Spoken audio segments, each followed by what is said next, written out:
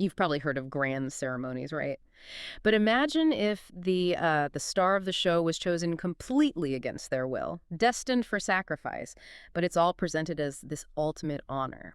Today, we're doing a deep dive into the Aztec Empire. We're looking beyond just the rituals. We want to explore that really intense personal journey, public, yes, but deeply personal, of someone chosen for sacrifice. Yeah, and for this deep dive, we're leaning on a really fascinating source, the grand pageant of Aztec sacrifice. Hmm. It gives such a vivid picture, almost uh, darkly humorous in a way. It blends the history with this unique perspective, letting us kind of walk through the whole grim experience. Right. So our mission here is to try and understand that unsettling transformation, what the source calls the unwanted prestige, and the inescapable doom. But from their point of view, we're trying to unravel the surprising facts behind this ancient practice, what it really felt like for the person involved. Okay, so let's unpack this. How did someone actually end up as a sacrificial offering in the Aztec world? It definitely wasn't a volunteer gig. No, not at all. It's quite striking how often it was just circumstance. You might be a captured warrior, maybe an enslaved person, or sometimes just, well, an unlucky civilian who happened to be healthy. And there's this real irony with captured warriors, often the best fighters. They weren't kept alive out of, like, mercy. No. It was because they represented strength, martial skill. For the Aztecs, these individuals were seen as the most potent gifts, the most prestigious offerings for their gods. That's a really key distinction. So it wasn't just prisoners of war. Our source mentions slaves, civilians too. And once they were picked, they were treated, apparently, with unusual kindness, luxury even. Was that genuinely a comfort, do you think? Or did it just make the whole unwanted prestige thing even more, I don't know, suffocating? That's a really insightful question. And for the Aztecs, it wasn't kindness as we might think of it. It was fundamental. It was about making the offering worthy.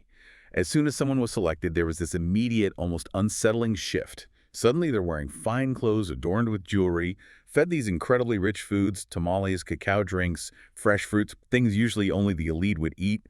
It was all about ensuring the gods received the absolute best tribute. A pristine vessel, you could say, made precious for the divine. Wow. And the public reaction, that sounds incredibly complicated too. Our source talks about this outward show of honor, admiration even, but underneath there was this collective sigh of relief that it wasn't them. Right. That relief itself says something, doesn't it, about the darker side of these rituals? Oh, absolutely. It highlights the survivalist aspect. Mm. It's sort of a cosmic bargain where everyone knew someone had to pay the price. It reinforced the whole social order. So how did that public role change as the actual festival got closer? You mentioned body painting. Exactly. As the festival approached, the chosen person was quite literally transformed. They became a living religious symbol through ceremonial body painting. And this wasn't just, decoration. It was a deeply spiritual act. It marked them. And the source goes into detail about the colors, the designs. They weren't random. Could you maybe elaborate on that? Like, what did colors like red or black or white actually signify in their worldview beyond just the surface level? Yeah, absolutely. Those colors were loaded with meaning. Red often stood for the rising sun, blood, life force itself. Black was linked to the underworld, obsidian, the night sky representing the divine, the powerful unknown. And white could symbolize purity, bones, death, but also, interestingly, regeneration. Sometimes the painting was so specific it made the person resemble a particular god. Any anonymity was just gone. They became very clearly the main event, a walking, breathing symbol of sacrifice and the divine. Goodness, the actual morning of the sacrifice. That must have been just terrifying. The source paints this picture. It starts not with quiet contemplation, but with the sound. Yes, a very distinct, very public sound. The pounding of ceremonial drums, echoing across the entire city. It was like a countdown clock everyone could hear. Inescapable.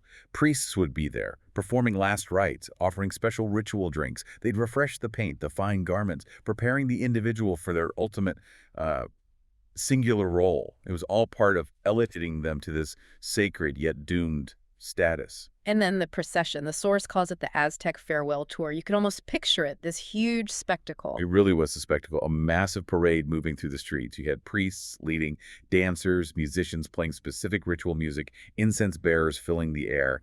Solemn, but also incredibly grand. And the victim is right there in the middle, the absolute focus. Right in the center. Truly the star of the show. Crowds would line the route, offering blessings, tossing flowers. Wait. The source says they even placed bets on how composed the victim would be. Yes. It's a chilling detail, isn't It's it? just staggering. What does that even tell us? That people were wagering on this. It speaks volumes, I think, about how deeply embedded these rituals were, how normalized this extreme act had become, perhaps viewing that composure as a sign of acceptance or maybe a good omen for the community. It turned this incredibly grim moment into a sort of public performance. And this whole procession moved towards the Great Temple, those massive steps looming. That was the destination. Right, and that's where the perspective is just completely split, isn't it? The crowd sees glory, this necessary act to keep the universe going, but the victim, climbing those steps, they know it's a one-way trip. So what was the ultimate point for the Aztecs of this whole elaborate public farewell tour? Well, for them, this entire journey, culminating in sacrifice, was literally about sustaining the cosmos. It ties into their core belief in what scholars call sacred reciprocity with the gods. Mm, It wasn't just giving a gift. They believed their very existence, the sun rising each day, the rain falling, crops growing, all of it, depended on this constant exchange of energy. These ultimate sacrifices were seen as vital food for the gods, for the universe itself, ensuring life could continue. wow. We've walked through this incredible, really complex and deeply unsettling journey. It's just such a striking example of how a culture could weave together honor and doom, spectacle, and, well, profound tragedy, all in one inescapable experience for one person. It really does highlight that Aztec belief in sacred reciprocity, doesn't it? Yeah. Giving the ultimate gift to keep everything going. But crucially, the source also makes us confront the grimness of that journey from the individual side, that weight of the unwanted prestige, the intensely personal nature of a very, very public end. So, thinking about this extreme example, what does it tell us today? About maybe the human need for order or the incredible power of belief, and maybe the lengths societies will go to make sense of their place in the cosmos, even in ways that seem utterly alien and frankly deeply disturbing to us now.